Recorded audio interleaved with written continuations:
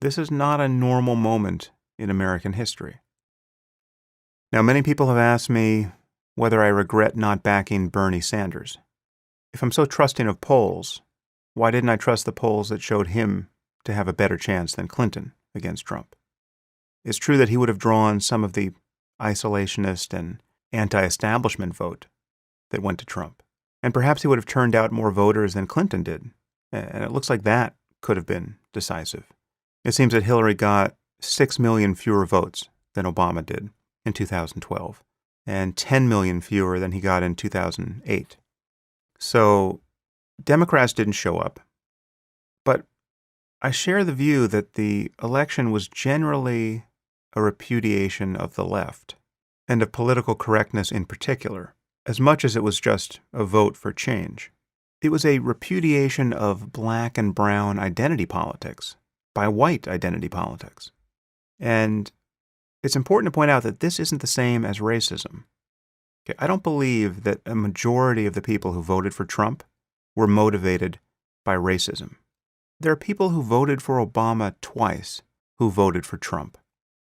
Racism cannot be the best way to explain that.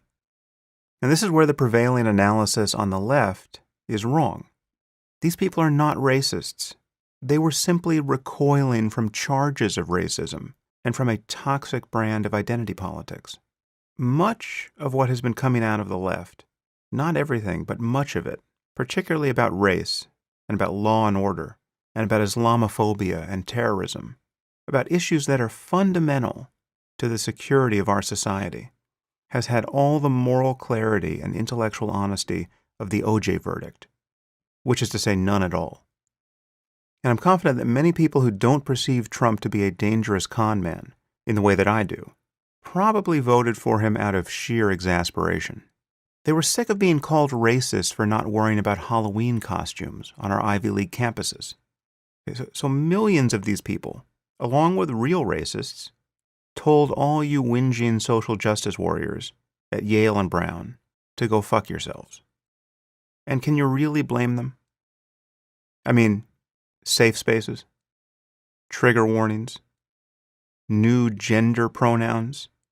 Was that the cause of your generation?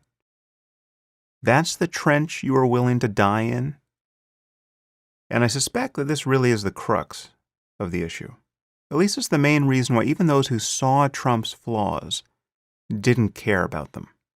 Okay, the problem that worried me the whole time is the left's total failure to speak honestly about Islam and terrorism and the refugee crisis in Europe.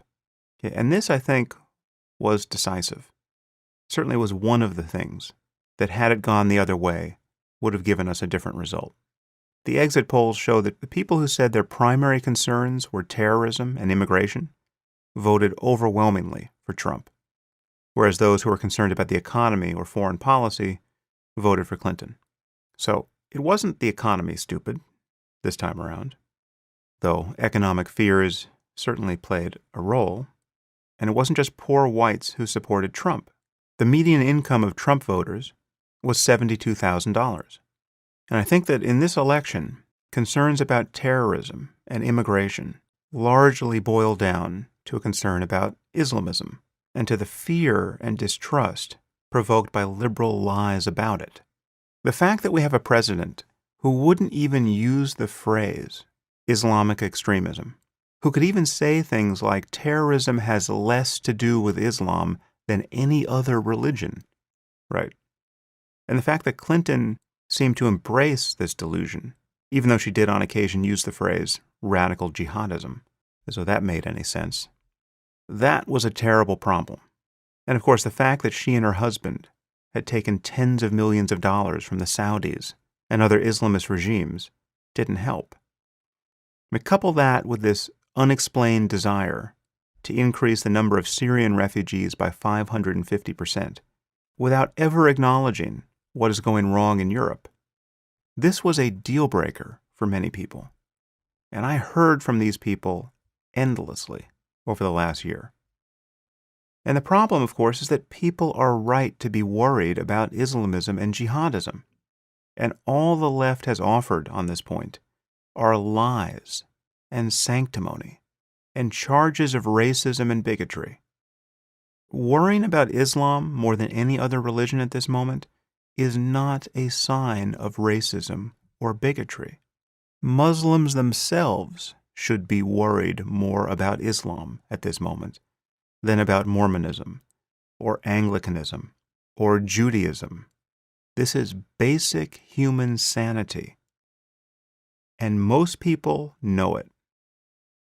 But Clinton was the sort of politician who, in the immediate aftermath of the Orlando massacre, spoke only about gun control and then issued grave warnings about a rise in Islamophobia, when we had just suffered yet another jihadist atrocity on American soil.